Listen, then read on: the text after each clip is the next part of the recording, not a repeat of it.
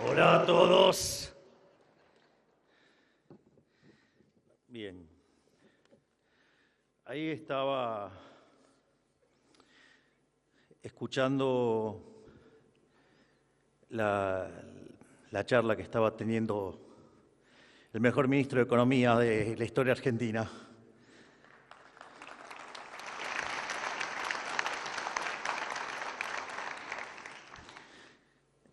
Yo lo que quiero decir es, nosotros estamos efectivamente haciendo el mejor gobierno de la historia.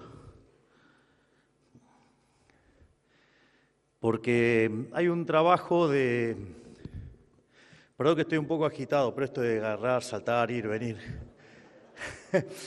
Digamos, no estoy en el mejor de los estados, porque se imaginarán que tengo un trabajo un poco demandante. Hay un trabajo de Gerardo de la Paulera, Bossoli e Irigoyen, se llama Passing the Buck, y con el índice de presión macroeconómica desarrollado por Robert Barro, básicamente compara todos los gobiernos de la historia argentina y demuestra que el mejor gobierno de Menem había sido, el mejor gobierno de la historia había sido el primer gobierno de Menem, hasta que llegamos nosotros. Básicamente, si uno tuviera que describir el primer gobierno de Menem, es el logro de la convertibilidad para bajar la inflación y las reformas estructurales. Básicamente, nosotros cuando llegamos,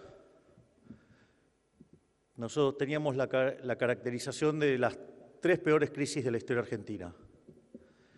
Teníamos un money overhang, que era el doble del que había en la previa al Rodrigazo. Teníamos un desequilibrio en el balance del Banco Central en términos de pasivos remunerados contra base, que era peor que el que teníamos en la previa de la hiper de Alfonsín. Y teníamos indicadores sociales peores que los que había en el 2001. O sea, verdaderamente, no solo Toto, sino que además todo el equipo estábamos todos en una silla eléctrica. Y, digo, los desequilibrios eran todavía mayores, pero para hacer la comparación más directa con el primer gobierno de Menem. Primero, nosotros, la inflación mayorista, la inflación venía corriendo a más del 1% diario cuando llegamos al gobierno. La mayorista había dado 54%, eso anualizado da 17.000. Y nosotros el año pasado la mayorista terminó abajo de 1 y se lo limpian del crawling peg. En dólares estábamos en deflación. Eso porque yo dije que bajamos la inflación mucho más rápido que la convertibilidad y algún bruto malintencionado hizo una comparación de la inflación IPC de la convertibilidad con la que viene corriendo nuestro gobierno. Y dentro de otras cosas se olvidó de restarle el crawling peg. Digo, por lo menos para ser crítico no hay que ser bruto, ¿no? O sea, no quedar tan expuesto.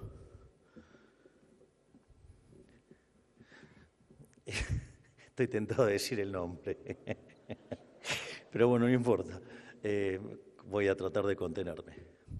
Ahora, lo más interesante es que nosotros trabajamos siempre y hablamos de la mayorista porque es una que va adelantada. Por eso hacemos tanto el foco sobre la mayorista. Pero aún así, el programa es mejor básicamente por varias cosas. Primero porque nosotros no recibimos la economía o el país después de una hiperinflación. Cuando ustedes tienen la hiperinflación, la característica de la misma es que ustedes terminan licuando todos los activos. Y por ende la estabilización es muy fácil porque fácilmente se recompone la demanda de dinero y entonces eso facilita que la tasa de inflación baje mucho más rápido. El segundo punto no menor, y es por esto, digo, que yo siempre también pondero no solo la tarea de Toto, sino que también pondero tan fuertemente lo que hace Santi Bausili en el Central, que acá está Vladimir también, y que lo hace, digamos, en conjunción con Pablo Quirno, que es nosotros además logramos hacer la estabilización sin expropiar. Es decir, nosotros no aplicamos un plan Bonex, esa era la fácil. Nosotros limpiamos el balance del Banco Central sin haber expropiado, respetando el derecho de propiedad. Nosotros no cagamos a nadie.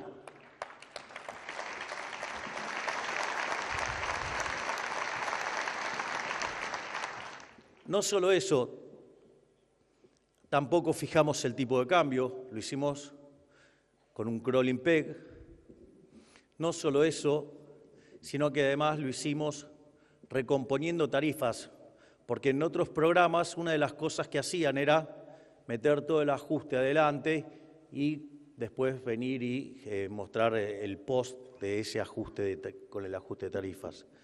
Es decir que este programa tiene un conjunto de características nunca vistas y aún así la inflación ha bajado más rápido porque si corrigen por el tipo de cambio, por el crawl, claramente estamos muchísimo más abajo. Eso, digamos, por un lado. Por el otro, lo que tenía el programa de Menem eran reformas estructurales. Nosotros, básicamente, con la ley, con el DNU 7023 y con la ley Bases, hicimos una reforma estructural 8 veces más grande que la de Menem. Y cuando sumamos las reformas que ha llevado a cabo Federico, otro coloso, que tengo el privilegio de tener en el gabinete, la cantidad de reformas estructurales hace que hayamos hecho 17 veces más que las reformas que se hizo en el gobierno de Menem. Es más, el otro día, cuando se cumplieron 500 días, alcanzamos las 2.000 reformas estructurales. Y no solo eso, nosotros cuando hicimos la campaña teníamos un programa que era profundamente exitoso, que todo el mundo decía que era imposible alcanzar, y pasado 1 año y medio cumplimos con todas las promesas de campaña. Por lo tanto, no hay ninguna duda que somos el mejor gobierno de la historia. Y eso es gracias a los gigantes que tengo como ministro.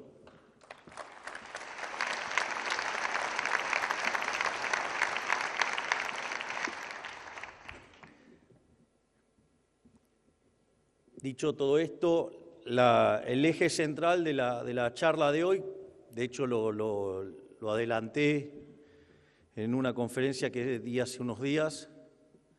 Yo venía haciendo conferencias sobre crecimiento, pero nada, la coyuntura nos llevó a volver a la discusión de la dolarización endógena. Y básicamente de lo que voy a hacer hoy, voy a hablar de dolarización endógena, y la charla básicamente tiene 3 partes.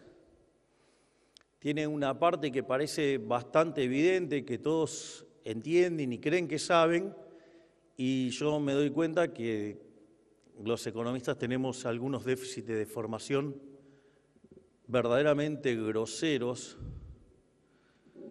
en materia monetaria y hace que no entendamos muchas cosas de cómo funciona el mercado monetario. Por lo tanto, voy a trabajar sobre lo que es el origen del dinero y lo que es estrictamente la demanda de dinero, porque es clave entender bien qué es la demanda de dinero. Una vez que tengamos cerrado el concepto de demanda de dinero, lo que vamos a pasar es a discutir los modelos endógenos de dinero. Y una vez que vemos los modelos de dinero pasivo, como lo llamaría Julio Hipólito Guillermo Olivera, de hecho el trabajo se llama On Passive Money y está la versión en español que se llama El dinero pasivo. Y una vez que llegamos a lo que se llama el patrón externo, es decir, cuando ustedes fijan el tipo de cambio, eso nos permite ver algunas otras cuestiones que hacen que uno pueda estar discutiendo el tema de la dolarización endógena, y ahí es donde vamos a abordar este tema. Lo primero, entonces, que deberíamos comprender es la naturaleza del dinero, es decir, cómo es una economía donde no hay dinero. O sea, la economía donde no hay dinero es lo que nosotros estudiamos, de hecho, aquellos que hayan hecho buenos cursos de microeconomía, en la parte cuando llegan a equilibrio general, es lo que se llama la economía de intercambio puro, o también, economía de trueque. Ahora, el problema con esa economía de trueque es que es muy interesante, para analizarla en términos teóricos, y tiene un montón de elementos muy positivos para entender algunos problemas, pero el problema central es, ¿y la vida real cómo es? Porque volcarlo a la vida real tiene un problema operativo, un problema de funcionamiento. El primer problema con el cual se van a encontrar es el problema de la doble coincidencia. Es decir, el bien que ustedes tienen para ofrecer, no solo que tienen que encontrar el que les vende el que ustedes quieren, sino que además el que va a vender el que ustedes quieren, además tiene que querer el de ustedes. Y eso es un problema enorme, porque el problema de la doble coincidencia es un problema que haría que muchas transacciones se caigan. Es más, no se asusten, no he cambiado, pero voy a hacer una cita de Joan Robinson. Créanme, no cambie, pero vale la pena. Cuando Joan Robinson decía, todos los análisis de neutralidad del dinero están todos mal. O sea, eran bastante, y tiene razón lo que dice, es una estupidez todo el análisis de la neutralidad del dinero que se hace, porque la realidad es que si el dinero no existiera, se caerían un montón de transacciones. Es decir, con lo cual hay que ser bastante cuidadoso con todo lo que es la literatura, y cuando se habla de la neutralidad del dinero y todo ese tipo de cosas, ver si leen los austríacos ese tipo de cosas no le van a pasar seguro. Ahora, más allá del tema de la doble coincidencia, hay otros problemas, que es el problema de la indivisibilidad de los bienes. Es decir, yo puede ser que tenga ganas de comer pan y que el panadero tenga ganas de escucharme dar una conferencia. Ahora el problema es cuántos kilos de pan, me voy a llevar por dar una conferencia. Y la verdad que, mi expectativa es, si seguimos así, es que me pueda, una cantidad de kilos que no voy a poder comer en una gran cantidad de tiempo. ¿Qué quieren que le digan? Con los ministros que tengo, ¿qué quieren? Que no esté bullish.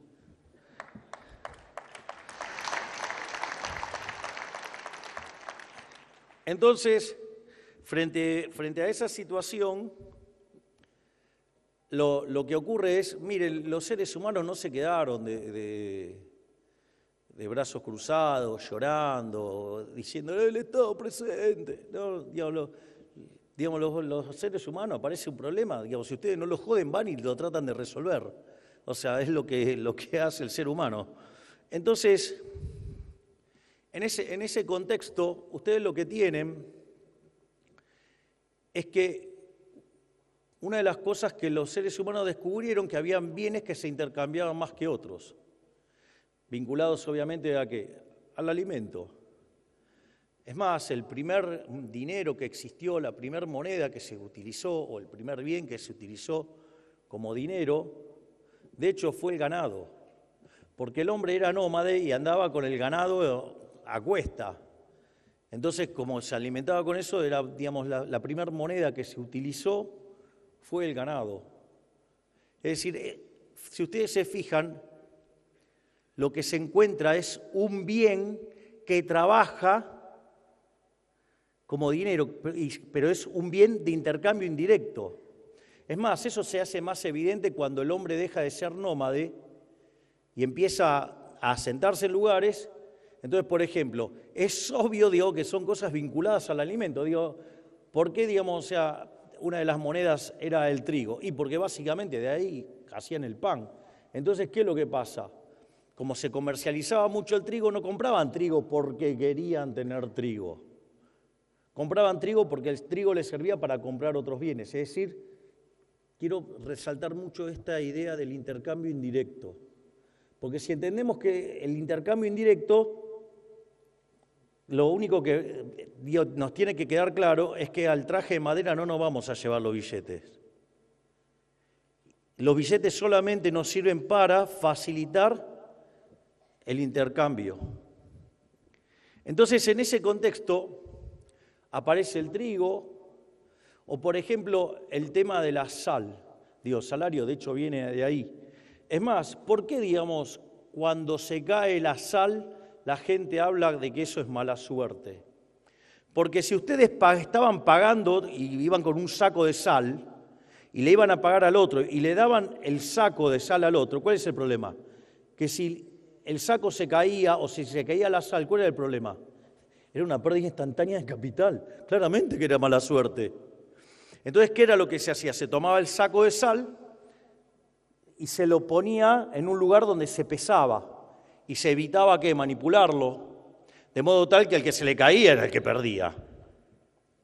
O, por ejemplo, otro tipo de dinero que se utilizó fue el tabaco, el lino. Hay una lectura de Milton Friedman muy divertida que habla sobre la hiperinflación de Alemania y dice, bueno, se usaban clavos. Y en un momento dice, y también se usaba el coñac. Y que según Milton Friedman era la definición de dinero más líquido que había conocido en su vida. Dijo claramente, digo, más líquido que era un líquido directamente.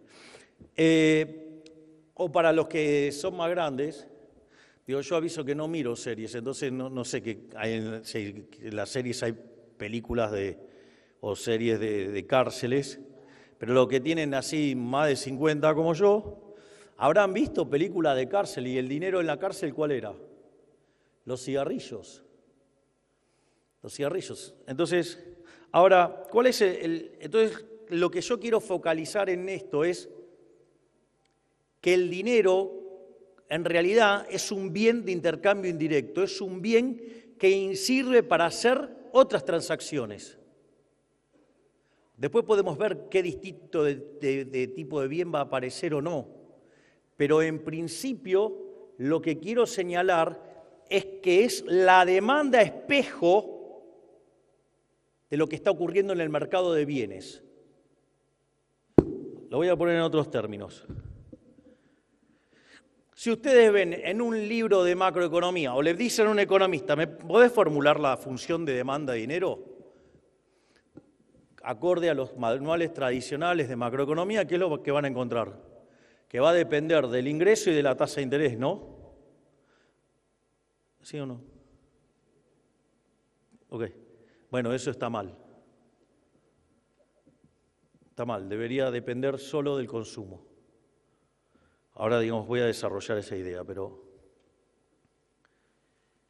los dejé mudos.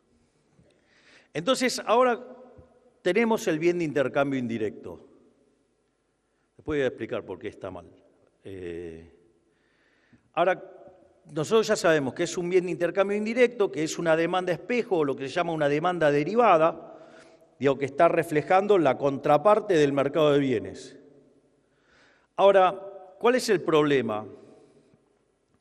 Que esos bienes, si bien cumplían con la función de unidad de cuenta, es decir, ustedes podían fijar los precios en sal, en trigo, en tabaco, digamos, en lo que fuera, y además era un medio de pago generalizado, tenía otro problema, que no era reserva de valor. Es decir, ejemplo, ustedes utilizarían como dinero el helado. ¿Por qué no lo utilizarían el helado? Porque tiene tasa de interés negativa. Es decir, a nadie se le ocurre ahorrar en helados. Digo, se degrada. Bueno, digo, lo hago con un ejemplo que es más fácil, pero entonces lo que ustedes se encontraban eran con el problema que esos bienes, con el correr del tiempo, ¿qué pasaba? Se degradaban, entonces no constituían reserva de valor. De vuelta, ¿ustedes qué creen? ¿Que los seres humanos se pusieron a llorar? No, agarraron y lo resolvieron. Y así aparecieron, ¿qué cosas? Las monedas metálicas. Entonces se usaba el oro para las transacciones grandes, se utilizaba la plata para las transacciones más chicas, o mismo se usaba el bronce. Entonces, ahí ustedes se encuentran con lo que son, ya pasamos ahora del modelo del dinero mercancía y pasamos a los patrones metálicos. Y eso, digamos, lo que permite es justamente, digamos, que también ahora sea unidad de cuenta, medio de pago generalizado y reserva de valor. Ahora, ¿cuál es el problema, digamos, con los metales o con los metales preciosos, digamos, con estos dineros metálicos? Hay un problema que es evidente, que es el de la portabilidad. Andar con estas cosas encima es como medio pesado, por decirlo de alguna manera. Y hay otra cosa que tiene que ver con los riesgos. Y obviamente, digamos, hasta que no encuentre un ejemplo mejor, lo voy a seguir utilizando. Por lo tanto, seguramente muchos de ustedes ya conocen este ejemplo de un personaje que a mí me encanta, que es el Zorro. A mí el Zorro me encanta porque es un personaje que es anarcocapitalista. Y básicamente, digamos, Diego de la Vega vivía ¿en dónde? Vivía en Los Ángeles. Y básicamente la ciudad, ¿de qué vivía? Del intercambio, con la gente que venía del puerto y entonces venían y traían bienes e intercambiaban. Pero, ¿qué pasa cuando llegaba un extranjero, digamos, no sé, o alguien no del lugar, ¿sí? Y venía en una carreta, digo, se bajaba del barco y se subía a una carreta. El tipo tenía un cartel en la frente que decía, tengo oro, tengo oro, tengo oro, tengo oro, ¿no? Entonces, ¿qué pasaba? Iban los chorros y lo atacaban. Entonces, ¿qué hacía el zorro? El zorro los recontra cagaba a palos, ¿no? Los sacaba patadas en el culo. Claro, pero, digamos, o sea, ¿y por qué era interesante esto? Porque si los maleantes, digo, así no se sienten mal por la palabra, si los malvivientes, profe, nosotros le queremos cárcel o bala, pero bueno, no importa. Bueno, el zorro le daba con la espada. Dicho esto, no es un tema menor porque de hecho logramos la aprobación de la baja de la imputabilidad. O sea, cosa que tampoco nadie había hecho antes. Pero bueno, al margen de eso, el zorro lo que hacía era, si ustedes, los chorros, tenían éxito, ¿cuál era el problema? El problema es que Los Ángeles hubiera quedado aislada. Hay un ejemplo maravilloso que hace Federico en uno de sus libros de divulgación, cuando están los que quieren cerrar el país. Entonces dice, bueno, entonces cerramos en Argentina, cerramos en la provincia de Buenos Aires, cerramos entonces en La Plata. Entonces, cuando ustedes llegan al extremo, ¿hasta cuándo se van a cerrar? Hasta llegar a la situación de autarquía. Digo, perdonen, lo voy a decir en latín. Digo, vivir en autarquía es una mierda. Digo, ¿se imaginan si se tienen que hacer sus propios zapatos, su propia media, su propia vestimenta? Se tienen que encima ocupar de conseguir la comida, todo. Digo, es una vida horrenda. O sea, la vida de autarquía es un espanto. Entonces, en ese contexto, el zorro respetaba los derechos de propiedad y el comercio. Pero no solo eso, además también con quién se peleaba. Se peleaba con Monasterio, que era el Estado. O sea que el zorro era un personaje maravilloso, porque ¿qué era lo que hacía Monasterio? Les cobraba impuestos. Así que vamos por el zorro, pero lo bueno de todo esto es que claramente ustedes tenían un riesgo enorme. Y de vuelta, ¿qué hizo el hombre? ¿Qué hizo? ¿Qué hizo? ¿Se quedó sin comercializar? No, entonces vamos a la autarquía porque me va a robar un tipo la carreta. No, o sea, el hombre quiso y le buscó la vuelta. Entonces, cuando le buscó la vuelta, ¿qué crearon? Las instituciones de depósito. Entonces, ustedes dejaban depositado el oro, la plata o el bronce y se llevaban un certificado. Y con ese certificado iban y ¿qué hacían? Transacciones. Y cuando terminaban de hacer las transacciones, por el otro lado había alguien que hacía el clearing y listo.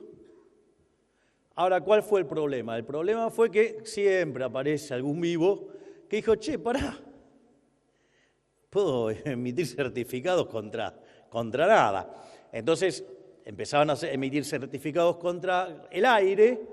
¿Y qué era lo que empezaba a pasar? Al empezar a circular más certificados, que es básicamente que el dinero papel, empezaba a haber ¿qué cosa? Inflación. Entonces la gente se avivaba y iba a buscar entonces sus depósitos y ahí se armaba el despiole. Y el Estado, en lugar de agarrar y sancionar a aquellos que básicamente estaban estafando a otros, dijo, che, pará, este es un negocio bárbaro, ahora me encargo yo de hacer esto. Y ahí es donde, digamos, la cagamos y apareció el Estado metiéndose con la moneda. De hecho, digamos, los distintos señores feudales, los distintos principados, reinos, todos, tenían sus monedas y cuando eran de metálico, digo, se intercambiaban. Pero ¿qué habían descubierto también, aún usando las monedas? Habían descubierto el señoriaje. El señoriaje, ¿qué era? Agarraban las monedas, las metían en un saco, las sacudían y todo lo que caía de oro y todo, y hacían nuevas monedas. Y ahí es cuando empezaba también de vuelta la inflación. Entonces, básicamente, ¿qué es lo que pasa? Las monedas se iban degradando, entonces tenían un problema con el comercio con las otras monedas. Entonces, ¿qué empezaron a imponer? El curso forzoso. Es decir, el curso forzoso es la contraparte de te quiero romper la parte roja del mandril, digamos, con impuesto inflacionario. Ya me veo los lloradores. ¡Ay, la obsesión anal de Milei! Lloran por todo. Qué lindo. Digo, este es un gran gobierno, se la pasa haciendo llorar a los zurdos, es una maravilla. Digo, solo por eso ya es bárbaro. Entonces, obviamente, ahí empieza todo un debate, digo, en especial después del descubrimiento de América. Digo, ¿dónde creen que se descubrió la teoría cuantitativa o en los inicios de la teoría cuantitativa? No fue Hume. Los que descubren la teoría cuantitativa es la Escuela de Salamanca. ¿Por qué? Y porque ¿a dónde entraba el oro de América? Entraba en España y entonces al aumentar la oferta de oro cayó el valor del oro, es decir, todos los precios expresados en términos de oro subieron. Entonces España se había puesto cara y consecuentemente generaba déficit comercial con el resto y el oro salía desde España hacia el resto de Europa y ahí se nivelaban los precios. Ustedes se dan cuenta, ¿no?, de lo ineficiente de la situación, ¿no? Es decir, porque en el fondo los precios, digamos, relativos no cambiaron. O sea, digo, básicamente lo que pasó que es, hicieron un esfuerzo enorme para llevarse el oro y ¿qué onda? Subieron todos los precios y en el fondo, digamos, o sea, es recontra ineficiente. Pero claro, pero es un típico caso de dilema de los prisioneros. ¿Pero por qué lo hicieron entonces? Porque el que la recibía primero ganaba. Eso después es lo que es la base también del efecto Hume-Cantillon. El que va recibiendo primero el dinero se beneficia. Entonces, en función de cómo se van moviendo los precios a lo largo del tiempo, digamos, son los que, por ejemplo, ¿por qué, digamos, es tan impopular la devaluación? ¿Por qué los enemigos del gobierno están todo el tiempo pidiendo devaluación? Porque es una medida absolutamente impopular. ¿Y por qué es impopular? Porque cuando salta el tipo de cambio, o sea, primero salta el tipo de cambio, después que salta el precio de los transables, después saltan los mayoristas, después saltan los minoristas y último los salarios. Entonces, en el medio, al sector trabajador lo rompieron todo, como son mayoría en los votos, evidentemente, claro, digo, es recontra antipopular. Entonces, en ese sentido, por eso los tipos están todo el tiempo alentando todo este tipo de calamidades. No les importa que hacen 1 año y medio que siguen pifiando, pero ellos siguen insistiendo en lo mismo. Digo, para ver el nivel de estupidez, ¿no? El tipo de cambio es libre y siguen hablando de atraso cambiario. O sea, a mí se me caería la cara de vergüenza. Digo, el tipo de cambio es libre y siguen hablando de atraso cambiario. Son patéticos. Pero al margen de eso, comienza todo un debate entre lo que se conocía la Currency School, que básicamente era la que planteaba hacia el punto de la naturaleza monetaria de la inflación. Claro, les entró todo el oro de América y se encontraron con que se les había acelerado la tasa de inflación. Y después había otra escuela que era la Banking School. Y entonces comienza todo un debate que concluye en 1844 en Inglaterra con lo que se llama la Ley Peel, que es la base del sistema financiero que tenemos hoy, donde básicamente en materia de política monetaria había un tipo de cambio fijo, o sea, patrón oro, y por otro lado un sistema financiero de encaje fraccionario.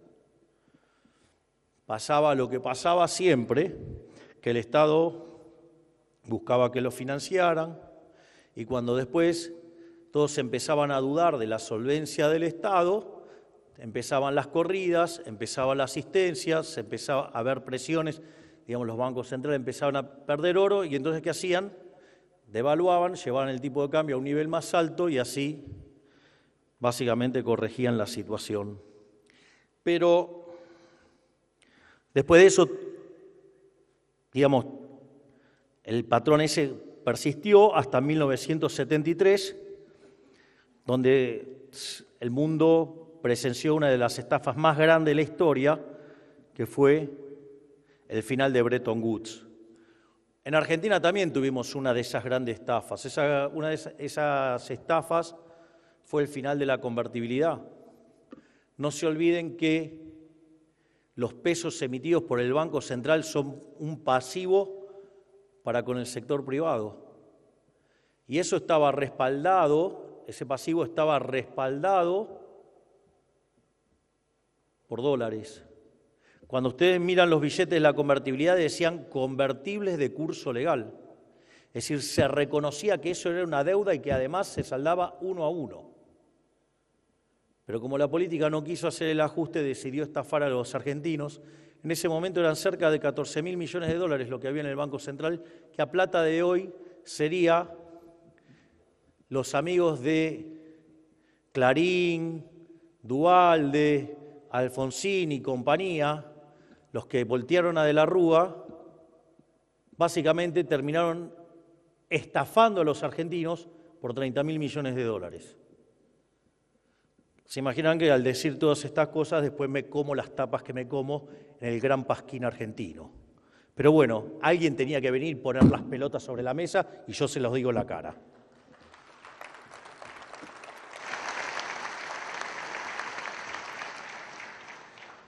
Por lo tanto, lo más importante de esto es entender, entonces, que el dinero, la demanda de dinero es la demanda de un bien de intercambio indirecto. Y por lo tanto, lo que determina la demanda de dinero es esa demanda de los bienes con los cuales uno compra los bienes. Entonces, si yo quiero entender dónde está la demanda de dinero, la demanda de dinero está en el fondo en mi sendero de consumo intertemporal a lo largo del tiempo. Es decir, el vector de consumo intertemporal a lo largo del tiempo, de todos los bienes de cada momento bajo análisis.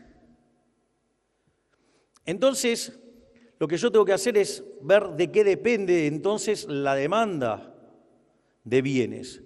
Esto parece una tontería y no lo es. No lo es, en gran parte por culpa de Keynes. Keynes solamente tomó un solo curso de economía de 6 meses en Cambridge. Es decir, Keynes era matemático, digamos, su tesis doctoral tenía que ver con la probabilidad, es el Treatise on Probability, y básicamente él se dedicó a las inversiones, y la realidad, a diferencia de lo que dicen que era un gran inversor, era un pésimo inversor. Y quebró tremendamente. Y como se quedó sin laburo y seco, necesitó que le tirara un salvavidas el padre, o sea, John Neville Keynes. John Neville Keynes era muy amigo, pero muy amigo de Alfred Marshall. Entonces, al joven John Maynard, que estaba en la lona, le consiguieron, digamos, un currito en Cambridge para que pudiera sobrevivir. Y básicamente, digamos, lo único que tenía que hacer era tomar un curso. Entonces tomó un curso de economía con Marshall. O sea, estudió literalmente 6 meses. Esto no quiere decir que no fuera brillante, digo, no estoy diciendo que no era brillante, era un genio del mal, pero, digo, o sea, pero tenía algunas falencias en términos de teoría económica que eran groseras. Cuando ustedes, aquellos que hayan hecho microeconomía, habrán visto que cuando hacen la demanda, la derivación de la demanda del consumidor, ustedes tienen 2 ejercicios distintos para derivar la demanda. Hay la que suelen ver de manera tradicional, lo que se llama la derivación de las funciones de demanda marshallianas, que son funciones de demanda de equilibrio parcial. Y esas funciones de demanda de equilibrio parcial ingresan todos los precios y el ingreso. Ahora, las menos estudiadas, pero que sí están en algunos libros de textos, son lo que se llaman, o sea, esa función de demanda marshalliana ustedes la sacan de maximizar la utilidad sujeto a la restricción de presupuesto. Pero hay otras funciones de demanda que se llaman demandas hicksianas, que básicamente es minimizar el gasto sujeto a un nivel de utilidad. ¿Por qué son importantes estas funciones de demanda? Porque quedan expresadas solamente en términos de precios y de utilidad. Entonces, ¿por qué es importante esto? Porque cuando ustedes toman un modelo de equilibrio general, digamos, en un modelo de equilibrio general, en las funciones de exceso de demanda, no ingresa. Digo, ustedes estaban esperando la parte áspera, esta es la parte áspera. Digo, todo lo que estoy hablando está todo matemático, o sea, así que traten de ponerle mucho foco porque... ¿Qué es lo que pasa? Cuando ustedes derivan el sistema de equilibrio general, solamente queda expresado en precios. No ingresa el ingreso, porque el ingreso ustedes ¿de dónde lo derivan? Lo derivan de la venta de sus dotaciones, digo, la más convencional venta de dotaciones es la venta de ocio, con formato de trabajo. Y la otra parte de sus ingresos lo derivan ¿de qué? De la participación que ustedes tienen en los beneficios de las compañías, es decir, de los beneficios de las compañías. ¿Y los beneficios de las compañías de qué dependen? De los precios. Por lo tanto, desaparecen las cantidades de las funciones tanto de oferta como de demanda. O sea, solamente quedan en función de los precios. Por eso las funciones de exceso de demanda dependen solamente de los precios. Es decir, en un sistema de equilibrio general no ingresa de ninguna manera el ingreso. No hay una variable de cantidad. La variable de cantidad surge si yo tengo el vector de precio de equilibrio, por definición ese vector, hace que coincida la oferta con la demanda, y la oferta y la demanda, digo, ahí sí sale la cantidad. Pero es un resultado del modelo, no es una variable, digamos, explicativa. Entonces, en ese contexto, de hecho, ustedes cuando hacen la demostración de existencia lo hacen sobre el vector de precios. Entonces, es más, la construcción de la derivación de la existencia del equilibrio también es importante, porque ustedes tienen las funciones de exceso de demanda, que son funciones que ustedes van de precios y que determinan cantidades. Ahora, la demostración de un equilibrio se hace con un teorema de punto fijo, el de Brouwer, el de Kakutani, el que ustedes quieran. Ahora, sucede que las funciones que entran en los sistemas de esas características son funciones hacia el mismo conjunto. Es decir, tendrían que ser de precios a precios. Y sin embargo, ¿qué tenemos? Que las funciones de exceso de demanda, ¿cómo son? De precios a cantidades. Entonces, ¿cómo corregimos eso? Digo, ¿habrán escuchado nombrar de algo que se llama el subastador walrasiano? ¿Qué hacía el subastador walrasiano? Si a ese precio había más demanda que oferta, subía los precios y en su defecto bajaban los precios. Bueno, esa función ahora, ¿qué es? Es una función que va de cantidad a precios. Entonces ustedes hacen la función compuesta de la del exceso de demanda y el subastador walrasiano, y ahora ¿qué les queda? Una función que va de P a P. Consecuentemente, si están las características sobre el conjunto que sea cerrado, acotado, convexo, con funciones continuas, en el caso de funciones que además son aplicaciones punto a punto, entonces ahora el equilibrio existe, es único y además es estable. ¡Bingo! Dicho todo esto, entonces no se les ocurra meter en la función de demanda de dinero el ingreso, porque si sale de un modelo de equilibrio general, no necesita que esté el ingreso.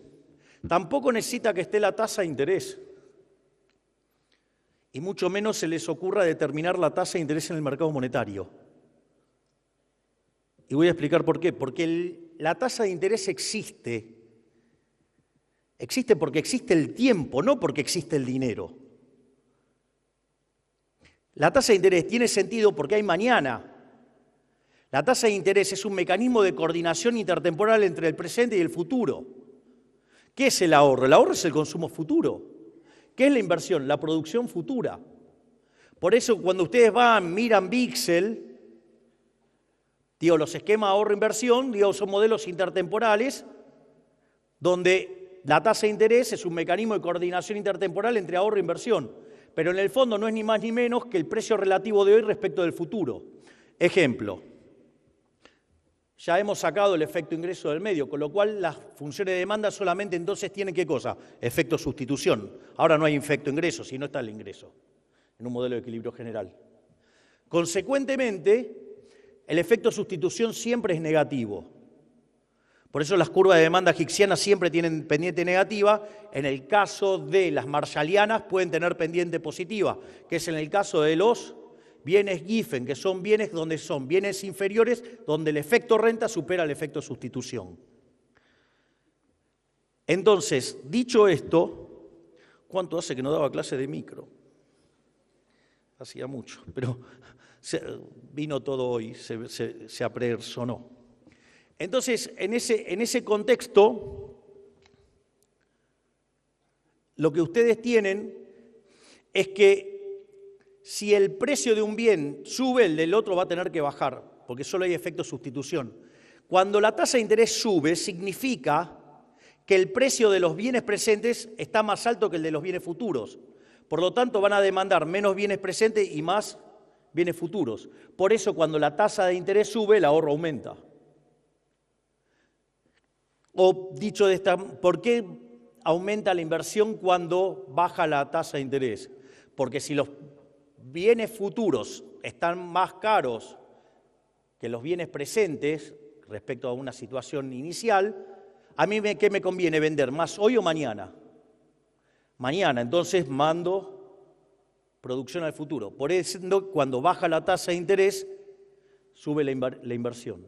De ahí viene. Entonces, si el modelo es intertemporal, Ustedes no necesitan poner la tasa de interés porque básicamente ¿qué tienen? Que es el precio relativo de los bienes presentes respecto de los bienes futuros. ¿Y cuándo van a estar arbitrados? Cuando esa relación sea la misma en todos los bienes. Y ahí sale la tasa de interés de equilibrio. Dicho todo esto, acabo de destrozar a Keynes y a todo lo que vino atrás de Keynes, pero no solo eso, sino que lo más interesante es que ustedes van a tener funciones de exceso de demanda que solamente dependen de los precios. Ahora, yo hago una pregunta. En el fondo, todo esto depende de qué cosa, estas funciones que acabo de derivar. Dependen de lo que Robert Lucas Jr. llamaba los parámetros profundos, que es con la forma que ustedes describen una economía. Miren todo lo que estoy haciendo para describir la naturaleza monetaria de la inflación. Ustedes no se dan cuenta. Es tremendo, pero ya voy a llegar. Entonces, básicamente una economía, ¿cuáles son los parámetros profundos?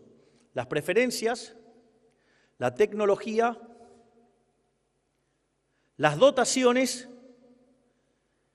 y el esquema de propiedad. En principio, todos esos parámetros hoy ¿cómo están? Están dados. Y si todos esos parámetros están dados, mi sendero intertemporal de consumo ¿cómo está? Está dado. Y si eso es así, como la demanda de dinero es un espejo de esa función, de ese vector de consumo intertemporal, la demanda de dinero es una roca granítica. Es decir, en condiciones normales de presión y temperatura, que no es lo que ha habido en Argentina desde 1935 en adelante, si quieren más exacto, si no me equivoco, 1 de marzo. ¿Es 1 de marzo o 1 de mayo fue? Creo que fue 1 de marzo que se creó el Banco Central. Digo, en condiciones normales de presión y temperatura, digamos, la demanda de dinero es una función granítica. De hecho, esto los clásicos lo entendían a la perfección. ¿No? ¿Ustedes se creen que los clásicos eran idiotas?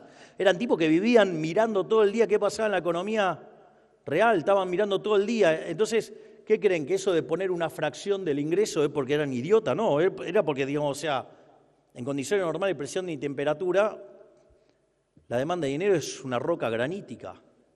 De hecho, tenían patrón oro, con lo cual tampoco podían hacer mucho.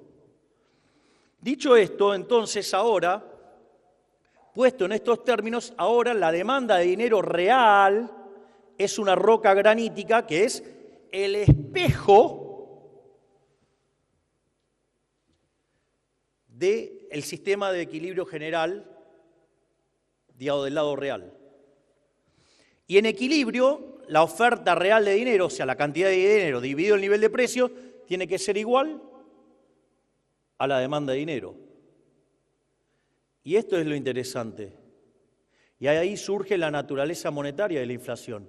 Porque el nivel de precio de la economía es el cociente entre la oferta de dinero y la demanda de dinero, que ya dijimos que es fija. Entonces, en la medida que sube la cantidad de dinero, suben los precios. De ahí la frase tan famosa de Friedman, la inflación es siempre y en todo lugar un fenómeno monetario generado por un exceso de oferta, ya sea o porque sube la oferta, o porque cae la demanda, o porque ocurren las dos cosas a la vez que hacen que el poder adquisitivo del dinero caiga y por ende todos los precios expresados en unidades monetarias suben. Digamos, pero como verán, hasta llegar acá hay todo un recorrido para entender eso. Ahora, todo eso es lo que está detrás de nuestros pensamientos en materia monetaria. Al mismo tiempo, si ustedes se fijan, tienen la cuestión del ancla nominal. ¿Por qué, digamos, o sea, y esto la gran mayoría de los economistas no lo saben, solo poquitos? Aquellos que hayan leído en profundidad a Olivera en el trabajo On Passive Money, cuando hace el patrón crédito, él explica a la perfección el problema del ancla nominal. ¿Pero qué es el ancla nominal? Que yo fijo la cantidad de dinero ¿para qué? Para aparcar los precios. Digo, ¿esta discusión les parece menor? Esta es la discusión que ocurrió después de que levantamos el cepo. Toda la manga de mandriles con 80 de mandrilando y dicen, ¡ah, ese tipo de cambio se va a ir a las nubes! Van a perder reservas, en 1400 va a ser un desastre. La tasa de inflación se va a ir a las nubes. ¿Nosotros qué contestábamos? No. ¿Y por qué? Porque la cantidad de dinero está fija desde mediados del año pasado. Es más, si el rezago de la política monetaria es entre 18 y 24 meses, se los digo de nuevo, para mitad del año que viene en Argentina no va a haber más inflación.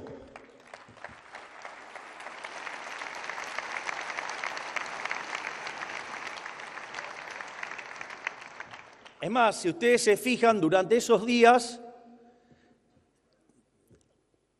tanto lo que fue el anuncio de Toto y Santi Bausili, lo que fue la cadena nacional, lo que fue, las exposiciones en distintos lugares de Fede Furiase, o lo que fuimos tratando de empujar también, con Federico, y en mi caso, fue explicar que el tipo de cambio no tenía por qué saltar, y si saltaba no tenía por qué haber inflación. Porque hay algo que se llama el efecto Hume-Cantillon. Cuando yo genero el problema de exceso de oferta de dinero y que me cae, y que me salta el tipo de cambio, o sea, se me traslada al mercado de divisas y me salta el tipo de cambio, sube el tipo de cambio, después suben los transables, después suben los mayoristas, después los minoristas, después... Claro, los argentinos durante 90 años vieron ese modelo. Entonces los argentinos creían que si subía el tipo de cambio, entonces subían los precios. Eso está mal. Porque es precios determinando precios, no funciona así. Porque si funcionara así, no necesitaría poner adentro del modelo de equilibrio general la ley de Walras. Si mi problema es que tengo precios determinando cantidad y necesitaba un mecanismo para que las cantidades determinen precios. No tenía precio a precio. Por lo tanto, ya es una inconsistencia teórica creer que el tipo de cambio era lo que iba a determinar los precios. Entonces, hubo todo un esfuerzo comunicacional para explicarle a la gente que no tenía ni por qué saltar el tipo de cambio y que tampoco tenía por qué saltar el nivel de precios. Y que si saltaba el tipo de cambio, tampoco tenía por qué irse a precios. ¿Por qué explicábamos esto? Porque si ustedes tienen que se hubiera ido al tipo de cambio y la gente estaba encabronada con comprar cosas, y comprar dólares, y los dólares, supongamos que hubiera ido al techo de la banda, esos bienes se hubieran vuelto más caros, entonces ustedes hubieran gastado más en esos bienes y por ende tendrían que haber gastado menos en otro y consecuentemente los precios van a bajar. ¿Y por qué estábamos tan confiados de eso? Porque la única forma en que puede pasar eso es cuando ustedes tienen fija la cantidad de dinero. Cuando ustedes tienen fija la cantidad de dinero no hay convalidación monetaria. Al no haber convalidación monetaria, si un precio sube, el otro a la fuerza tiene que caer. Por eso nosotros estábamos confiados. Es decir, pero de vuelta, nosotros no nos peleamos con la realidad. Si la gente quiere formar precios mirando el tipo de cambio y hay 90 años que le dan la razón, bueno, nosotros lo que tenemos que tratar de hacer es mostrarle a la gente cómo funciona esto. Por eso es fabuloso cuando a Toto le dice, no, esto yo ya lo vi. Las pelotas no lo viste nunca, porque nunca viste equilibrio fiscal conjugado con cantidad de dinero fijo y tipo de cambio libre. No lo viste nunca. Que eso ya la vi. No viste nada. No viste nada. Es decir, viviste en una ilusión atrapado, del efecto Hume-Cantillon. Que le pase a la gente, que no está formada en economía, no es un problema. El problema es que le pasa a los pelotudos de los economistas, que eso es la parte grave. Entonces, hubo todo un esfuerzo para tratar de que el modelo ahora se parezca más a expectativas racionales. El nivel de precios tiene que ver con ¿qué? Y con la cantidad de dinero. Entonces, me acuerdo, periodistas, operadores, diciendo, no, la tasa de inflación va a estar entre el 5 y el 7, el gran Pasquín argentino alentando la crisis. Claro, porque después de la última crisis, la del 2001-2002, le fue muy bien, porque licuaron y jodieron a todos los acreedores, ¿no?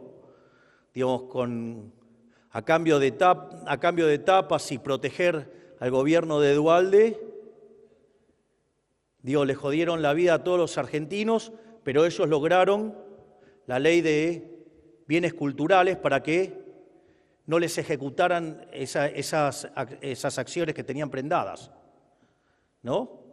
Y como no les alcanzó, porque cuando fueron al concurso no les alcanzó el porcentaje, después modificaron la ley de concursos y quiebra para que se pudiera hacer con el 51% en lugar de 2/3.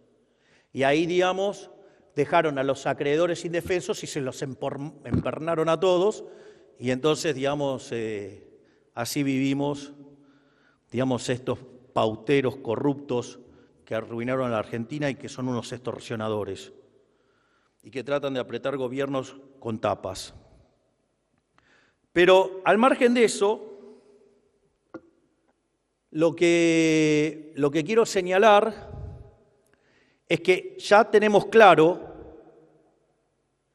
que entonces, además, liberamos el mercado de cambios y el tipo de cambio no subió. Es más, ¿qué hubiera dicho la teoría económica? Si yo suponga que tengo un precio controlado, ¿sí? Un precio máximo, o sea, en general el precio máximo se pone debajo del nivel de equilibrio. Eso hace que se genere un exceso de demanda de divisas, y la verdad que durante lo que fue todo el mes de marzo y mitad de abril perdimos un montón de reservas. Y además no podíamos defendernos porque teníamos la confidencialidad por el acuerdo con el fondo. Mientras que los imbéciles, los periodistas decían, ay, están asustados y escondidos, y pronosticaban todo tipo de catástrofes. Pero también había un paralelo. ¿Y qué dice la economía cuando ustedes tienen una situación así? Que si abren, no solo que hay más cantidades, sino que además, ¿qué pasa? Que el tipo de cambio se va a un lugar en el medio. Para desgracia de los econochantas y los agoreros, el tipo de cambio, digamos, está en niveles similares a los que teníamos de tipo de cambio oficial, o sea, que lo cual todos los que hablaban de atraso cambiario y todo eso, de vuelta quedaron en offside, pero ahora está a mercado. La otra crítica que nos hacen es que no es mercado porque hay bandas. Otra estupidez. Ahora voy a explicar lo de las bandas. La primera es la siguiente. Nosotros hoy, lo dijo Toto antes de que yo ingresara, si nosotros quisiéramos rescatar toda la base monetaria amplia, lo podríamos hacer a 911 pesos, si no me equivoco. Es decir, debajo del nivel de la banda. Si ustedes se dan cuenta el nivel de cobertura obsceno que tiene el peso hoy, o sea, podemos rescatar todos los pesos a 911. Y si lo tuviéramos que hacer en el techo de la banda, podemos rescatar todos los pesos y nos sobran 15.000 millones de dólares. ¿Se dan cuenta, no? Entonces ahora digo, bueno, ¿y por qué las bandas y esas cosas? Bueno, hay una charla que yo di en lo de Fantino, que el nombre que yo le había puesto a esos papeles era Aprendiendo a flotar, y era lo que nosotros tratábamos de comunicar en ese momento. Que el problema es más, no importa si fluctúa el tipo de cambio siendo libre, lo que acá importa en materia de inflación es que no emitamos, que no haya emisión monetaria. Y la cantidad de dinero está fija desde mediados del año pasado. No, bueno, pero hay inflación, y porque la inflación tiene rezago. Es decir, la bestia anterior emitió 13 puntos del PBI en un año. ¿Ustedes qué querían? ¿Que no haya inflación? Bueno, nosotros empezamos a arreglar las cosas, pero ese dinero está en la calle. Entonces, en ese contexto, yo ahora voy a dar una explicación técnica para el tema de las bandas. Cuando ustedes trabajan, porque hay un conjunto de imbéciles que dicen, no, el tipo de cambio no es libre, porque en realidad ustedes tienen bandas. Miren, la verdad que adentro de la banda es libre, o sea, el problema sería, pueden cuestionar si va al techo o al piso de la banda. Pero adentro de la banda no habría que cuestionar nada. Pero ahora voy a Voy a desasnar a los imbéciles que dicen eso. Cuando ustedes estudian equilibrio general, ustedes tienen, en general, los dos teoremas de puntos fijos más usados son el de Brouwer y el de Kakutani. El de Brouwer es para funciones, son aplicaciones punto a punto. Es decir, ustedes tienen un precio y le contesta una cantidad. El teorema de punto fijo de Kakutani, ustedes es una correspondencia, son punto conjunto, es decir, ustedes le tiran un precio y les contesta un conjunto de cantidades. Pero tanto sea que ustedes trabajan con funciones o con correspondencias, en general, digamos, siempre trabajan con conjuntos acotados. Pero ¿qué es lo interesante? Lo interesante es que a algún tipo brillante se le ocurrió trabajar con conjuntos no acotados. Esto es interesante porque trabajar con conjuntos no acotados, ustedes tienen algunos problemas con las cuestiones de optimización, digamos, tienen un problema para conseguir un óptimo. Digamos, entonces, ¿de dónde sacan las funciones que son óptimas? Entonces, cuando ustedes trabajan con conjuntos no acotados, lo que se hace para demostrar la existencia del equilibrio, se trabaja con conjuntos acotados artificialmente. Es decir, ¿qué es lo que hacen? Ustedes ponen una cota artificial a donde se le da la gana. Y dada esa cota, digamos, donde a ustedes se le da la gana, pero que existe, por eso se llama acotado artificialmente, ustedes derivan el equilibrio y si esa restricción no es efectiva, ustedes, digamos, ese equilibrio ahora existe y tiene todas las propiedades bajo las cuales trabajamos regularmente. Por lo tanto, ¿qué es lo que hicimos nosotros? ¿Cuál era el problema? La gente venía con 90 años de ser estafada con un modelo que convalidaba monetariamente déficit fiscal y demás. La gente, digamos, de vuelta, como vivió en un mundo que siempre vivíamos con déficit fiscal y con emisión monetaria, está claro que tiene un chip que... Vaya a explicarle usted que una persona que creía que el tipo de cambio determinado los precios estaba equivocado y durante 90 años le dio la razón. O sea, agarren y dicen, no, bueno, el único periodo que no hubo inflación que fue los 90. El tipo de cambio estaba fijo.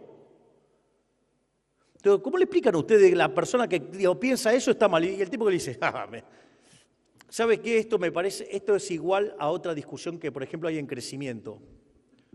Si ustedes toman la historia desde el año cero de la época cristiana hasta el 2000, póngale, digamos, en los 1800 primeros años el PBI per cápita está constante, prácticamente, que es lo que se llama la era malthusiana, y después empieza a crecer fenomenalmente. Una de las cosas que hace Adam Smith con la idea de la fábrica invisible de alfileres dice que los rendimientos son crecientes. Y Malthus agarra y se le caga la risa y le dice, mirá la evidencia empírica, pibe. Sos un delirante. Si hubiéramos hecho la econometría en 1801, ¿a quién hubiera avalado la econometría? Lo hubiera avalado a Malthus, la que dice la evidencia empírica, cuando uno toma los últimos 250 años. El que tenía razón era Adam Smith. Para mí Adam Smith es a la economía lo que Gauss a la matemática. Tipo que vivió 250 años adelantado a su época. Entonces, acá es lo mismo. O sea, vayan a explicarle a alguien que vivió con 90 años de desequilibrio fiscal o con emisión monetaria que el modelo no funciona así. No, bueno, pero en realidad es que es un activo financiero. A la gente le importa un rábano. Entonces, por eso el esfuerzo de comunicar que lo que importa es la cantidad de dinero para la determinación de los precios. ¿Y que puede haber cambio de precio relativo? Sí. ¿Y por qué pusimos la banda? Para acotarlo artificialmente. Pero dado que está adentro, listo. Se acabó el problema. Yo les juro que me cuesta creer que sean tan estúpidos. Es una cosa que verdaderamente me sorprende. Ahora, dicho esto, el mecanismo de control de la oferta monetaria no es el único mecanismo, hay otros mecanismos de control. Hay otros modelos de oferta monetaria, que son los de los dineros endógenos. Por ejemplo, hay uno que es el patrón mercancía. Entonces, eso hace que el precio queda determinado exógeno y lo que se determina endógenamente, que es la cantidad de dinero. Entonces, esto es muy típico para aquellos programas que intentan controlar precios. Entonces, ustedes fijan los precios y la cantidad de dinero se acomoda a eso. Digamos, un familiar de esto, ¿qué es? El modelo de la puja distributiva, que es el patrón salario. Entonces, los precios son un alfa de los salarios, entonces se mueven los salarios, se mueven los precios, entonces se modifica la cantidad de dinero y se convalida monetariamente de esa manera. Y el otro modelo es el modelo de patrón externo, donde ustedes fijan el tipo de cambio. Donde al fijar el tipo de cambio, el ancla es el tipo de cambio. ¿Por qué? Porque el nivel de precios local es el nivel de precio internacional, que está dado, y está dado también, ¿qué? El tipo de cambio, porque lo fijaron ustedes. Entonces, ustedes fijan el nivel de precios y la cantidad de dinero queda determinado en función de ¿qué? De la demanda de dinero. Entonces, cuando aumenta la demanda de dinero, la gente va y el Banco Central le vende pesos a los que llevan los dólares, ¿para qué? Para expandir la cantidad de dinero. La frase no es trivial, no está dicha, digamos, o sea, la gente va y compra pesos. Es decir, esto no es menor, porque cuando va con los dólares y compra pesos, ese dinero está siendo demandado. Entonces, como el proceso es impulsado desde la demanda, el crecimiento que hay de la oferta hace que no haya pérdida de poder adquisitivo del dinero, porque esa demanda y oferta están mapeadas. Esto no es menor porque es justamente lo que ocurre en este modelo que nosotros estamos trabajando. Es más, fíjense que cuando ustedes tienen esta situación, si ustedes normalizan el tipo de cambio en 1 y el nivel de precio internacional en 1, el crédito, o sea, la oferta monetaria o la base monetaria se va a componer de dos elementos: de las reservas y del crédito doméstico. Y eso se va a tener que igualar ¿a qué? A la demanda de base, a la demanda de dinero. Vean que si yo tengo la demanda de dinero y a las reservas, dejo acá reservas y paso del otro lado el crédito doméstico, me queda la demanda de dinero menos el crédito doméstico. Si sube la demanda de dinero, ¿qué pasa? Me suben las reservas. Pero si sube el crédito doméstico, pierdo reservas. ¿A quién le pasaba eso?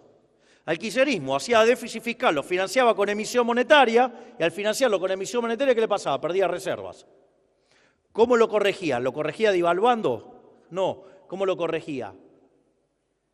Con el cepo, con restricciones. Es decir, ¿para qué? Para que haya un ajuste de cantidades sin que se tocaran los precios, creyendo que lo que iba a determinar la inflación iba a hacer que se moviera el tipo de cambio.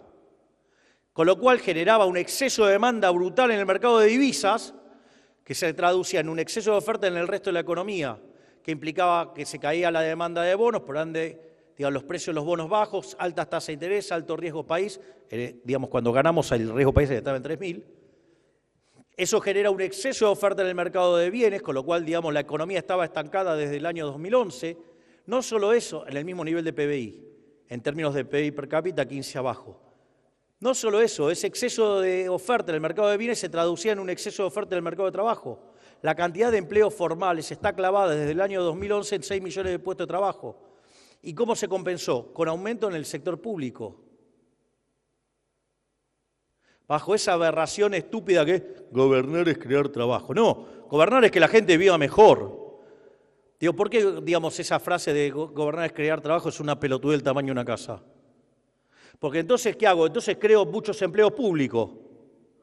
Digo, vamos a volar por los aires. Eso es lo que hace el kirchnerismo. En realidad, digamos, gobernar es que la gente viva mejor. Y que se creen, digamos, o sea, se lo pongo con un caso ridículo. ¿Qué pasa si la cantidad de gente en la economía está constante? Digamos, la tasa de natalidad igualada a la tasa de mortalidad. Digo, que voy a crear puestos de trabajo si la cantidad de gente no cambia. ¿De qué están hablando? O sea, gobernar es generar bienestar.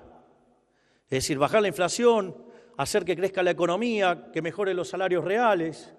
y que haya menos pobres y menos indigentes.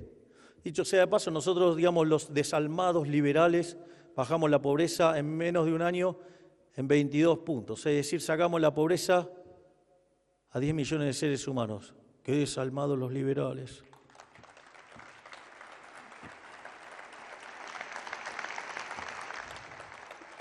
Por lo tanto, ahora estamos en condiciones, ahora tenemos todos los elementos necesarios para entender el problema de la dolarización endógena. Si nosotros pensáramos esto en términos de teoría cuantitativa, ¿sí? El nivel de precios del país sería la cantidad de dinero dividido K por I, ¿no? La fracción K del ingreso que se retiene como dinero, del ingreso. Y eso también podría ser válido ¿para quién? Para el país de referencia, digamos, con el que quieren fijar la moneda, llámese el dólar. Entonces, el nivel de precios internacional o el precio en Estados Unidos sería la oferta de dinero en Estados Unidos dividido el K por I de Estados Unidos. Si yo tengo que el precio local es el tipo de cambio por el precio internacional, el tipo de cambio viene dado por el cociente entre el precio local y el precio internacional. Cuando ustedes reemplazan la ecuación de precios, cantidad de dinero sobre K por I, van a llegar a algo que se llama condiciones monetarias relativas. Por lo tanto, en la medida que la oferta de dinero en Estados Unidos crezca más que la de Argentina, la moneda nuestra se aprecia. Lo cual tiene sentido porque en Estados Unidos sí emite dinero, nosotros no emitimos dinero y les digo algo más, sacamos dinero de la cancha, ya sea por el superávit fiscal y ya sea por la colocación, por ejemplo, del BOPREAL, con lo cual eso hace que nosotros saquemos pesos y por ende el tipo de cambio tiende a caer. Digamos, no es que, digamos, o sea, no hacemos magia. Es decir, Toto es un genio, pero no es Copperfield. O sea, un mago es un embustero. Recuerden que un mago es un embustero. El señor, digamos, es un crack de verdad. Entonces, digamos, cae el tipo de cambio porque está sacando peso de la calle. Ahora, ¿es el único mecanismo que hace que el tipo de cambio se aprecie? No. Argentina viene de niveles de inflación absolutamente desbordados. Por ende, la demanda de dinero era muy baja. El factor K de Argentina era muy bajo. La proporción de dinero en términos de PBI literalmente era una cagada. Estaba en torno al 2% la base cuando nosotros llegamos. O sea, ese número debería estar, la base monetaria amplia, en torno a 14, 15 puntos del PBI. Hoy está en 6,5. Es decir, que Argentina tiene todavía que un potencial enorme de remonetización. Consecuentemente, si nosotros bajamos la tasa de inflación a niveles de tasa de inflación internacionales, ¿qué es lo que va a tener que pasar? Esa remonetización relativa va a hacer que el tipo de cambio tenga que caer. Y además, Argentina tiene todo para empezar a crecer y empezar a converger. De hecho, en el primer semestre, bueno, es interesante porque después de haber hecho el ajuste fiscal más grande de la historia, 15 puntos del PBI, 5 en el Tesoro, 10 en el Banco Central, todos nos pronosticaban una catástrofe, que por lo menos el PBI iba a caer 15%. Después empezaron con la L, ¿no? Digo que caía, pero quedaba fijo. O empezaron con la pipita de Nike muy tenue. Claro, y nosotros hablábamos de la recuperación en B corta y se nos mofaban. Después empezaron con la pipita de Nike, pero ya más en el formato tradicional. Después no les quedó otra que admitir que la B es corta. Y la verdad es que terminó siendo una tilde, porque básicamente cuando ustedes toman el EMAE desestacionalizado, diciembre contra diciembre subió 6%. Es decir, nosotros hicimos el ajuste fiscal más grande de la historia de la humanidad en el menor tiempo posible, porque 5 metimos en el Tesoro en el primer mes y sumamos 15 en 6 meses cuando arreglamos el Banco Central. Bajamos la tasa de inflación de niveles del 54% mensual al 1%, menos del 1%, al 0,8%, con lo cual pasamos del 17.000 al 10%. Y si lo toman en dólares, deflación además. Porque si le restaban el crawling peg del 2%, pasamos a deflación en dólares. Y con todo eso, respetando los derechos de propiedad, haciendo ajustes de tarifa, sin, digamos, licuación de hiper y nada, el PBI creció 6% entre puntas. Es más, el PBI del primer trimestre se expandió al 6%, en el segundo trimestre lo está haciendo al 8%. No solo eso, sino que además el último dato desestacionalizado de 0,8 implica que Argentina se está expandiendo al 10%. Yo recuerdo que en algún momento, digamos, los pelotudos abanderados de las formas se quejaron porque dije que la economía argentina iba a subir como pedo de buzo. Muchachos, bienvenidos porque las burbujas están por todos lados.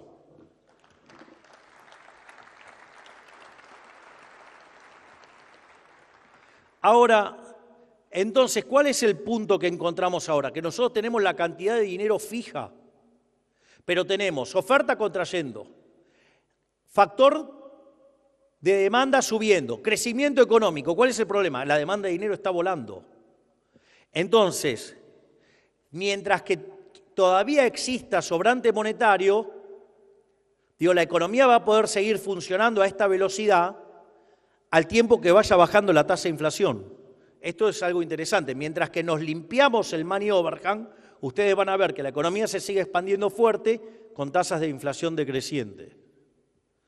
Ahora, ¿cuál es el problema? El problema es que cuando terminemos de agotar el money overhang, el tipo de cambio va a tener que ir muy rápido al piso de la banda, porque ahí es donde nosotros recién empezamos a monetizar. ¿Y cuál es el problema? Que esa velocidad puede ser que sea mucho más rápida que la velocidad del sector real. Y eso puede mandar a muchas empresas a la quiebra por un problema de velocidades de ajuste. Es decir, nosotros ahora tenemos una economía que tendría que tener una estructura contractual deflacionaria. Es decir, necesitamos una estructura contractual de una economía con deflación. Y la estructura contractual de Argentina es una estructura contractual de una economía con inflación. Es decir, hay un libro maravilloso del profesor Philippe Bagus que se llama Defendiendo la deflación. Entonces se explica todo el debate de la deflación en la historia del pensamiento económico. Ahora, ¿cuál es el problema? El problema es que yo tengo una estructura contractual no preparada. Y como no tengo la estructura contractual preparada, si se me va muy rápido al piso de la banda y yo limpio el money overhang, pero en esa transición no tengo acomodado la estructura contractual, puedo estar mandando empresas a la quiebra. Entonces, una de las cosas que estamos haciendo es, bueno, entonces, ¿cómo hacemos para monetizar la economía sin emitir dinero? Entonces, ahora tiene sentido toda la explicación que hice al inicio. Porque en el fondo, ¿quién es el que determina la cantidad de dinero dentro de la economía? La cantidad real de dinero en la economía no la determina el Banco Central. La cantidad real de dinero, o sea, el Banco Central puede determinar la cantidad nominal de dinero, pero no la cantidad real de dinero. La cantidad real de dinero la determinan ¿quién? La determinan los individuos, que es el que la demanda espejo, la función derivada, o sea, la demanda derivada que viene del mercado de bienes. Es decir, que la cantidad real de dinero dentro de la economía la determinan ¿quiénes? Los agentes. ¿Y por qué esto es importante? Y de ahí la dolarización endógena. Nosotros hemos permitido, y está permitido hoy, que todos los individuos puedan hacer transacciones en la moneda que se les dé la gana. Es decir, la promesa de campaña la cumplí. Ustedes pueden hacer las transacciones en la moneda que quieran. Entonces la pregunta es, ¿por qué no lo hacen? Bueno, porque en el fondo saben cuál es la realidad, tienen miedo de dejar los dedos marcados. Y que Arca los vaya a perseguir. Y por más que yo les jure que Arca los va a perseguir, no los va a perseguir, bueno, pero dicen, bueno, pero hay otros gobiernos que lo hicieron. Entonces, ¿qué es lo que estamos haciendo? Estamos trabajando en conjunto ARCA, con el Ministerio de Economía y con el Banco Central, para flexibilizar todas esas normas para que nadie los persiga por utilizar los dólares que ustedes tienen en el colchón. Es decir, una verdadera revolución monetaria de la libertad, porque nosotros consideramos que aquellos que fugaron la plata no son delincuentes, son héroes que lograron escapar de los hijos de puta de los políticos que les querían romper el orto con el impuesto inflacionario.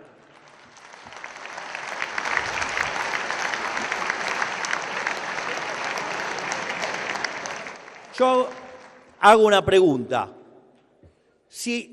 Yo tuve la suerte de conocer a una persona que se escapó de Cuba, pero yo hago una pregunta. Si ustedes tienen una situación de una persona que se escapa de la isla cárcel, como es Cuba, acorde a las leyes cubanas, ¿eso qué sería? Sería un delito, ¿no? ¿Sí o no? Hago una pregunta. ¿Y aquel que se logra escapar? ¿Ustedes entonces irían y agarrarían y los perseguirían en Miami, los matarían o se los llevarían de vuelta para Cuba? A veces lo que es legal no necesariamente es lícito.